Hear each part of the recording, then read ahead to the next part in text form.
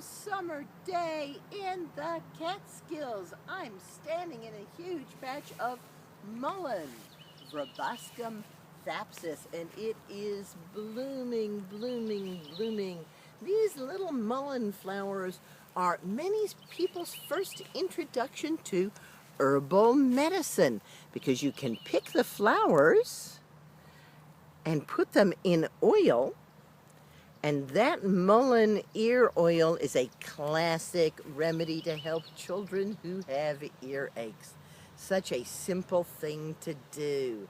Send your children out on a beautiful sunny day to harvest mullein flowers, bring them home, put them in a jar, pour some pure olive oil over it, let it sit for 6 weeks, and then when the little one has an earache, gently heat that oil in a spoon over a candle flame and bit by bit, drop that hot mullein oil into the ear. Put something over it like a cloth. All right. Some women put a baked onion over it because baked onion helps earaches too.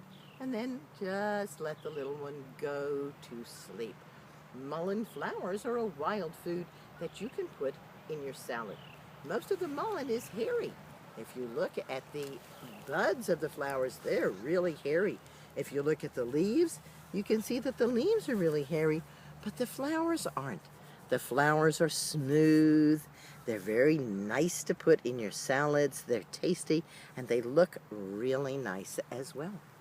Most of us think of the mullein leaf as being a tremendous remedy for the lungs, and that's right.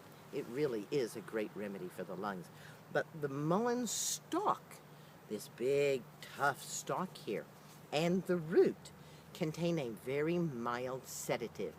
We think that this sedative action is part of what puts the little ones to sleep when they have an earache, that the flower oil is countering the infection, but also sedating and calming. And certainly when we harvest mullein, my tendency is to harvest the whole stalk of the mullein by cutting it off very close to the ground and then hanging this entire thing right upside down to dry. Now, I do try my best to get my mullein before the flower stalk has gone up so very far. Here's one that's just beginning in its flowering, and we can see that the flower stalk is far shorter. The flower buds are far smaller. This would be better to harvest for the leaf than the ones that are bigger. Although, of course, some people prefer to harvest their mullein from the first year plants. During the first year of its growth, the mullein forms a basal rosette right on the ground, and many people just harvest these individual leaves and hang them up to dry. That works really well, or harvest that and tincture that. That works well. But I found that by harvesting the entire plant, hanging it upside down to dry, and then using the whole thing, including flower buds, flowers, and stalks, that I get that mild sedative action, which is so useful for many problems that are going on in the lungs and the chest area. Asthma often has a component of stress and nervousness that triggers that asthma, and so this mild sedative quality with the mullein helps to open up the breathing and to calm it down at the same time. Allergies also have a stress component where the person has some anxiety involved with that allergy that causes breathing difficulties. And mullein then not only eases the breathing difficulties, but calms the anxiety by that very mild sedative effect.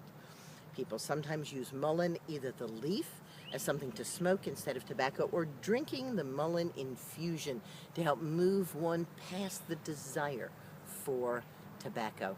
Mullein is surely one of the great remedies, and I hope you go outside and find some mullein today, because herbal medicine is people's medicine, and green blessings, they grow right outside your door.